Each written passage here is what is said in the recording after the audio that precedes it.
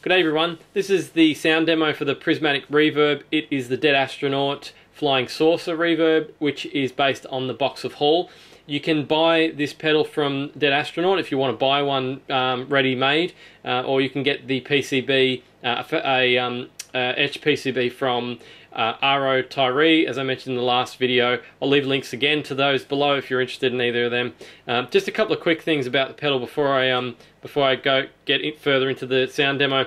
I had these two switches mixed up, so just to clarify, this is actually a bright switch. So on the left it's bright and on the right is dull, I guess you'd say. And the top one is oscillate. To the left is off, to the right is on. When it's off, you can, with all these dials maxed out, you can get a close to infinite reverb.